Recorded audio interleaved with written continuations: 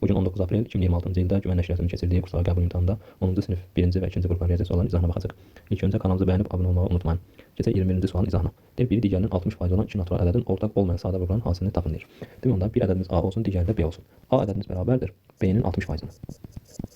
Sıfırları ixtisar yaparsaq, buradan alır ki 10A bərabərdir 6B-yə və ixtisar yaparsaq 5A bərabərdir 3B almış olur. Və alır ki A-mız 3K-dır, B-miz 5K-dır. Və bizdən soruşur ki, ortaq olmayan sadə qrupun hansıdır? Burada baxsaq ki, K hər ikisində ortaqdır, demək ortaq olmayan 3-dən 5-dir. 3 5-in edir 15. Cavab olur C variantı. Keçdik növbəti sual 22-ci suala. Deyir, A çoxunun elementi 1, 2, 3, 4, 5-dir, B çoxunun elementi 3, 4-dür. Çoxluqlar üçün aşağıdakı hansı doğru deyil? Burada elə görünür ki, B-nin elementi 3, 4 A-nın tərkibində olduğuna görə, demək ki, onda B-miz A-nın alt çoxluğudur. B A-nın alt çoxluğunu bilirik. Onda gəldik variantlara baxaq. Demək ki, A ilə B-nin birləşməsi 1, 2, 3, 4, 5-dir. Bu doğrudur. Bu getdi. B variantı deyir ki, A-nın B-dən fərqi 1, 2, 5-dir. A-nın B-dən fərqi odur ki, A-da olsun, B-də olmasın. Yəni 3 ilə 4 çıxsa 1, 2, 5 bu da doğrudur. Bu da getdi. C variantı deyir ki, A-nın B-nin kəsməsi 3, 4-dür. Bəli, hər ikisinin ortağı 3, 4-dür. Demək ki, C variantı da doğrudur.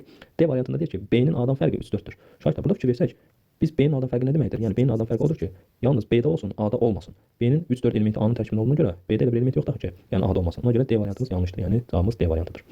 Keçdik 23-cü sual. 0-dan 10-dakı 4-ə 7 dövrə olma kəsirinin adi kəsir şəklində yazılışında məxrəc aşağıdakılardan hansı ola bilər? Demək biz bunu adi kəsirə çevirsək, demək məxrəc dövrün sayı qədər məxrəcə 9, dövrə qədərki ədədin sayı qədər məxrəcə 0 oldu 90. Sonra bütöv ədədimizdən 27-dən çıxırıq, dövrə qədərki ədədimiz 2-ni. Bu da bərabərdir 90-da 25 olmuş olur. Və bunu da ixtisar yaparsaq 5-ə, 18-də 5 olmuş olur. Bizə deyir ki, məxrəc aşağıdakının hansı ola bilər? Baxaq. Demək məxrəcimiz 2-yə vursaq kəsirimizi burada, yəni 36-da 10 olar, yəni D variantı ola bilər. Amma digər variantlarda ola bilməz. Yəni cavabımız olur D variantı.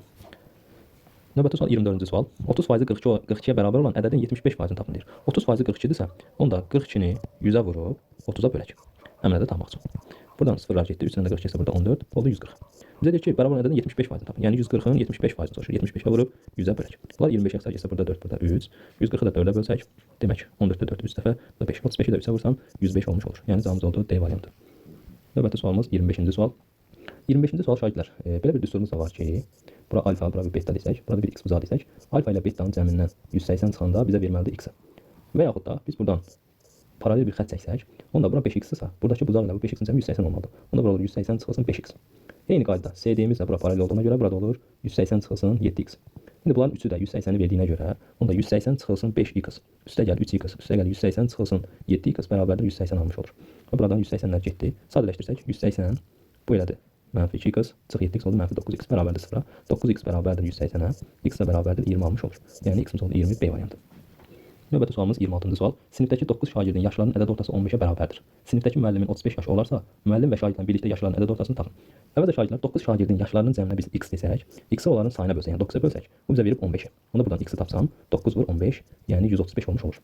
İndi gəldik bizə deyir ki, sinifdə müəllimin 35 yaşı olarsa, müəllim və şagirdlərin birlikdə. Onda 135-in üzərinə müəllimin yaşını gəlsək, onda 9 şagird var idi, bir də müəllim, onda ümumi sayımız oldu 10 və ona bölsək ədəd ortasını tapa bilərik. Bu da olur 170 bölünsün 10 bərabərdir 17 alınmış olur. Yəni cavabımız D variantı. Növbəti sualımız 27-ci sual. Bərabəryanlı düzbucaqlı üçbucağın hipotenuz üzərində qeyd olunmuş nöqtədən katetrə qədər məsafələr 2 və 4 sm olsa katetranın uzunluqları cəmini tapın. Demək düzbucaqlı üçbucaq çəksək. Burada götürülmüş bir nöqtədir. Demək bu katetrə qədər məsafə 2-dir. Bu katetə qədər məsafə də 4-dür. İndi bərabəryan olduğuna görə biz bilirik ki, iti bucaqlarımız 45-45-dir. Burada 45, burada 90, onda burada 45-dir. Onda burada 45 dərəcədir. Onda 45-45-ə görə bu hissə 2-dirsə, bu hissə də 2-dir. Burada 4-dürsə, onda qarşı tərəfimiz burada 4-dür. Bura oldu 6. Bura 6-dırsa, onda bu tərəfimiz 6-dır.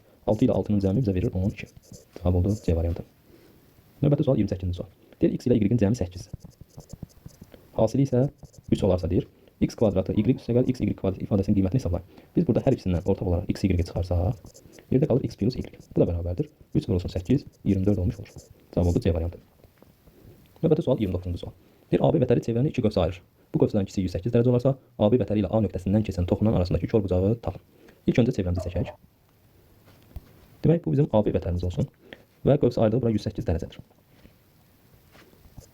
Demək, şagirdlər, AB vətərimiz 108 dərəcə qövsə ayırdı. Və bizə deyir ki, AB vətəri ilə A nöqtəsindən keçən toxunan arasındakı kol bucağı soruşur. Onda buradan belə bir biz toxunan çəksək, bu bizim AB vətərimizdir.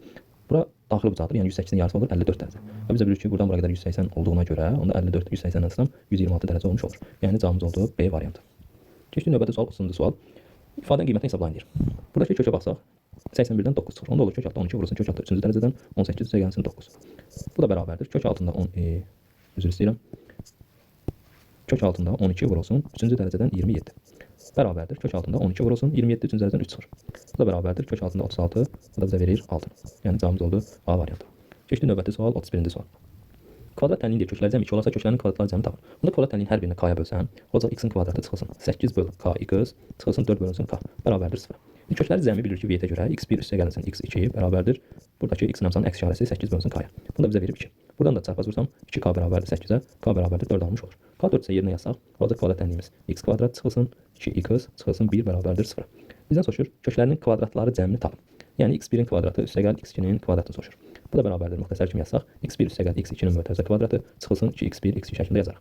Bərabərdir. x1 plus x2 x-in əmsalı əks işarə, yəni 2-dir olur 2-nin kvadratı çıxılsın 2 vurulsun x1 x2 isə buradakının olduğu kimi mənfi 1-ə bərabərdir. Bu da bərabərdir 4 üstə gəl 2 cavab olur 6. Yəni C variantı olmuş olur. Keçdik növbəti sual 32-ci sual. X-in üçün kvadratı üstə gəl x-in 2 plus 7-nin mötərizə kvadratı bərabərdir 0 tənliyindən y tapın. Kvadratlar cəmi 0 şagirlər. Demək ki, hər bir mötərizə ayrı-ayrı 0 götürüb həll edəcəyik. Demək onda x minus 3 bərabərdir 0-a. Buradan ilə x bərabərdir 3 almış olur. İkinci mötərizə x minus 2y plus 2y plus 7 bərabərdir 0-a. X-in qiyməti 3 olduğuna görə 3 çıxılsın 2y üstə gəl 7 bərabərdir 0-a. 2y bərabərdir 10-a, y də bərabərdir 5 almış olur. Yəni bizdən y soruşuldu, cavabımız B variantı 5. Növbəti sual 33-cü sual. Təpə nöqtələrindən deyir, 3-ü çevrə üzərində və 4-cüsü bu çevrənin mərkəzində olan rombun iti bucağını tapın. Əvvəlcə çevrəmiz və rombumuzu çəkək. Demək ki, üst təpə nöqtəsi deyək ki, A-dır, B-dir, C-dir, burada bir O olsun. Demək, üst təpə nöqtəsi çevrənin üzərindədir. Olan rombun iti bucağını tapın. İndi gəldik, biz bilirik ki, rombun tərəfləri bərabər olduğuna görə, onda böldüyü qövslər də bərabər olmuş olur. Yəni, bura alfa deyilsən, burada olur alfa. Onda A-dan C-yə qədər qövsümüz 2 alfa olduğuna görə, mərkəzi bucaq olduğuna görə, burada olur 2 alfa. Və rombun da qarşı bucaqları bərabər olduğuna görə, bu da olur 2 alfa. Onda bu daxili bucaq olduğuna görə 2 alfa çıxanda A-dan C-yə qədər olan bu qövsümüz olur 4 alfa. Və bütün qövslərimiz, yəni 6 alfa bərabərdir 360 dərəcədir. Alfa bərabərdir 60 dərəcə almış olur. Alfamız 60 isə onda bu mərkəz bucağımız olur 120 dərəcə. Bizdən də buradakı iti bucaq olur 60 dərəcə. Yəni cavabımız olur D variantı. Keçək növbəti sual 34-cü sual. Şəkildə düzgün 10 bucaqlı verilmişdir. Şəkil əsasən alfanı tapın. Əvvəlcə bu 10 bucağının xaricinə bir çevrə çəkək. 10 dənə x-imiz dərəcədir. İndi yəni cavabımız 108 E variantı olmuş olur. Keçək növbəti sual 35-ci sual.